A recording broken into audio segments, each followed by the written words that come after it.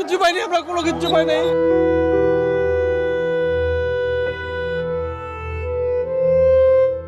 মিরপুরের Alam chemical godown এবং আশেপাশের পোশাক কারখানা কর্মীদের সন্ধানে স্বজনদের আর্তনাতে ভারী পরিবেশ। আগুন লাগার 6 ঘন্টা পেরিয়ে গেলেও প্রিয়জনদের সন্ধান মেলেনি। নিখোঁজদের খুঁজতে আশপাশের হাসপাতাল, এমনকি ঢাকা মেডিকেল ঘুরেও মেলেনি কোনো হদিস। সন্তান, ভাই কিংবা স্বামীকে না পেয়ে কান্নায় ভেঙে পড়েন স্বজনরা।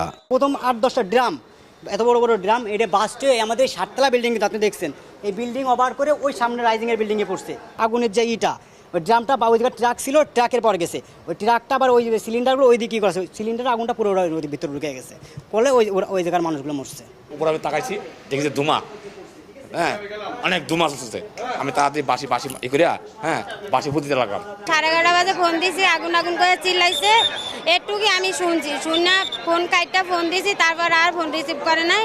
মঙ্গলবার দুপুর 12:15টার দিকে আগুনের সূত্রপাত হয় মিরপুর রূপনগরের আলম কেমিক্যাল গোডাউনে। 15 মিনিটের মাথায় ঘটনাস্থলে পৌঁছায় ফায়ার সার্ভিস। প্রথমে 8টি ইউনিট, পরে যোগ দেয় আরও 4টি। এ নিয়ে 12টি ইউনিটের চেষ্টায় আগুন নিয়ন্ত্রণে এলেও পুরোপুরি নেভেনি। ধোঁয়ায় এখনো আচ্ছন্ন ভবনটি। টিন শেড ছাদ, এই ছাদটা আবার বন্ধ ছিল, 2টা তালা মারা ছিল।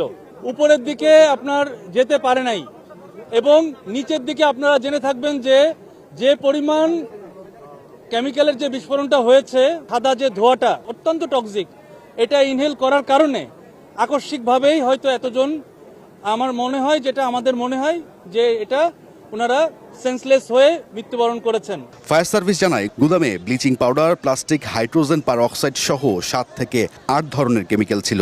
বিস্ফোরণের শঙ্কায় সতর্ক অবস্থানে আইন শৃঙ্খলা বাহিনী।